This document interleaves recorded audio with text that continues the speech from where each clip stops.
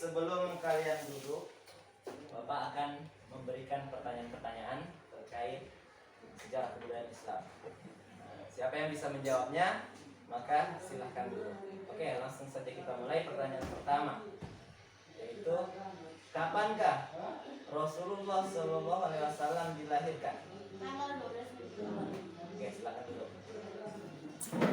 Pertanyaan selanjutnya, kalau yang tadi berkaitan dengan tahun Hijriah, sekarang siapa yang tahu tahun Masehinya?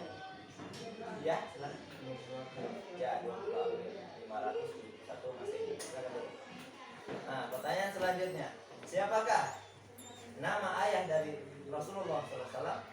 Ya, silakan. Abdullah. Bagus. Nah, selanjutnya, salah satu nama sahabat Nabi.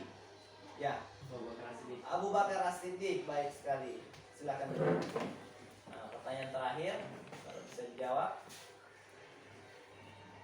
Sebutkan salah satu perang yang dilakukan oleh baginda Rasulullah. Ya, perang Badar. Baik. Oke, silakan duduk semua.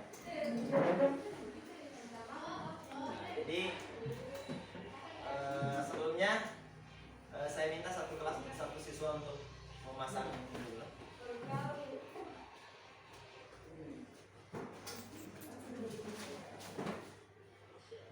Ya. Oke, baik. Nah, jadi dalam pembelajaran kita kali ini kita akan mempelajari tentang bagaimana proses daripada masuknya agama Islam di Nusantara atau yang dikenal sekarang dengan sebutan Indonesia.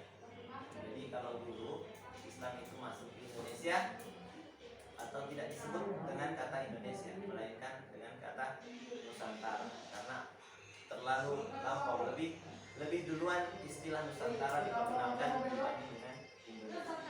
Oke, jadi baik, untuk pembelajaran kita pada siang hari ini kita perhatikan dulu. Kalau kalian silahkan menyaksikan video yang akan Bapak tampilkan. Sudah ada? Mohon diperhatikan.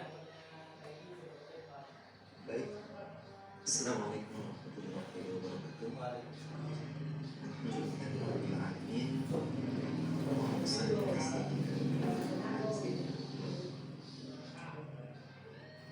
Pada kesempatan ini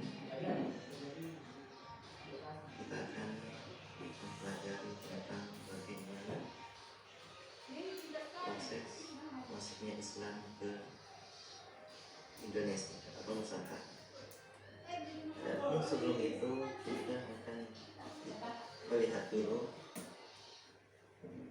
tujuan dari pembelajaran kita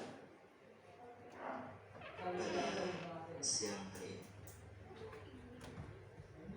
Adapun tujuan pembelajaran ini, yang pertama, peserta didik mampu menghubungkan situasi dan kondisi pra-Islam dengan proses Islamisasi di Indonesia.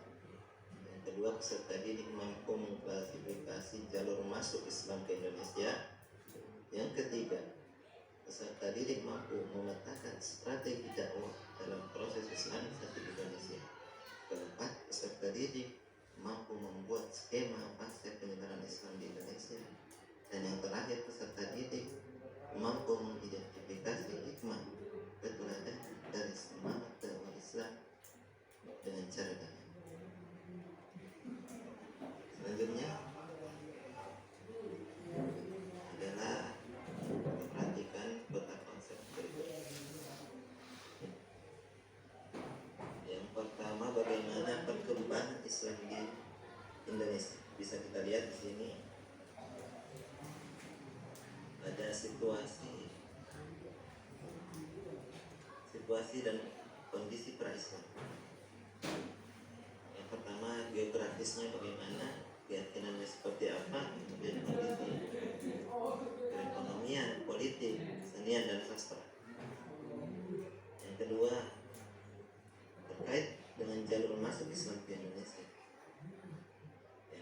Di sini ada 4 teori sebagaimana kita sering mengingatkan. Yang pertama teori Gujarat, kedua teori Arab, ketiga teori Persia, dan yang terakhir ada teori Cina.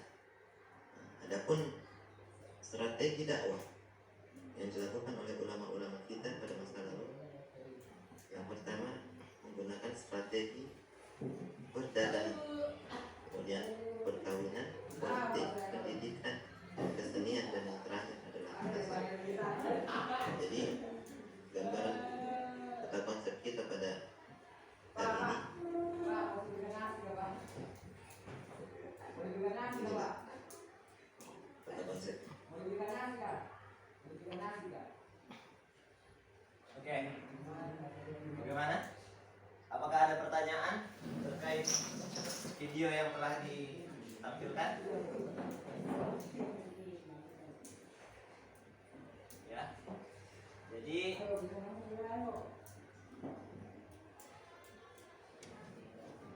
nah, terkait dengan peta ini ya, jadi kalau kita lihat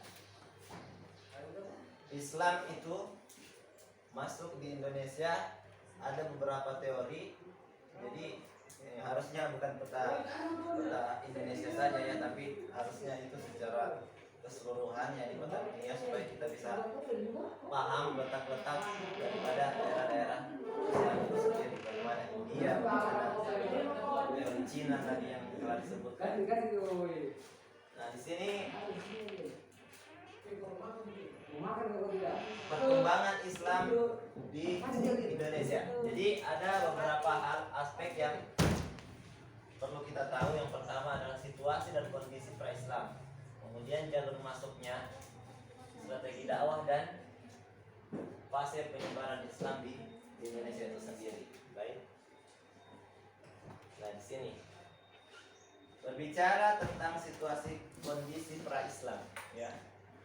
Yang pertama kita harus tahu dulu letak geografis, kemudian keyakinan, perekonomian, dan politik. Nah, kondisi geografis. Berbicara kondisi geografis Indonesia itu letaknya seperti itu dan beriklim tropis dengan curah hujan tinggi ya. Kemudian sebagai wilayah kepulauan dengan posisi sebagai penghubung jalur perdagangan antar Asia, terutama Cina dan India, menjadikan wilayah ini sebagai wilayah yang strategis dalam jalur perdagangan antar bangsa ya. Jadi posisi Indonesia ini dia berada di persimpangan perdagangan. Dia diapit oleh dua samudra dan juga dua benua. Kemudian letaknya itu sangat dekat dengan pulau-pulau yang bisa dikatakan sebagai penyebar Islam. Nah, kemudian yang kedua keyakinan. Berbicara keyakinan di Indonesia itu sendiri,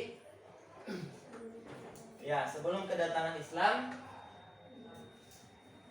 masyarakat Indonesia sudah menganut agama dan kepercayaan yang berbeda-beda. Ada yang tahu kepercayaan apa yang dianut sebelum Islam? Ada yang tahu? Nah, jadi di agama masa lalu itu di Indonesia ada yang menyebutkan animisme, dinamisme. Ya. Animisme itu adalah keyakinan terhadap roh-roh nenek moyang. Jadi ada kekuatan tentang roh nenek moyang. Kemudian dinamisme. Dinamisme itu sendiri adalah meyakini bahwa adanya kekuatan gaib pada benda-benda. Kita masih bisa menyaksikan saat ini orang biasa ada yang pakai cincin batu, ya, itu mereka yakin ada kekuatan di situ. Yang menarik adalah bahwa yang sesungguhnya itu di Indonesia ada yang disebut dengan kepercayaan kapitayan, yang justru sampai hari ini mereka atau kita ini masih terpengaruh dengan kepercayaan tersebut. Contoh, ketika orang menabrak seekor kucing apa yang dilakukan orang yang menabrak tersebut? Ya, singgah dan menguburkan kucing tersebut. Sedangkan kalau orang dia tabrak, apa yang dia lakukan?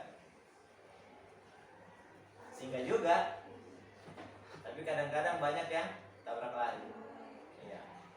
Jadi lebih berharga nyawa seekor kucing dibanding manusia. Nah, padahal hal itu terjadi karena kita masih terpengaruh dengan kepercayaan yang tadi saya katakan. Kalau di Jawa disebut dengan kepercayaan kakitayan. Nah, jadi itu dia. Nah, di sini politik pemerintahan. Ya, sebelum kedatangan Islam di Indonesia sudah ada kerajaan-kerajaan. Nah, jadi karena belnya sudah bunyi, menandakan bahwa materi kita sudah cukup. Nah, untuk jalur masuk Islam ke Indonesia mengenai teori-teori nanti kita lanjutkan pada pertemuan selanjutnya, ya. Mengenai teori Gujarat, sini ada teori Persia, teori Cina, dan sekian. Terima kasih. Oke, akhir kata. Terima kasih atas segala perhatiannya. Mohon maaf jika ada salah kata. Assalamualaikum warahmatullahi wabarakatuh. Waalaikumsalam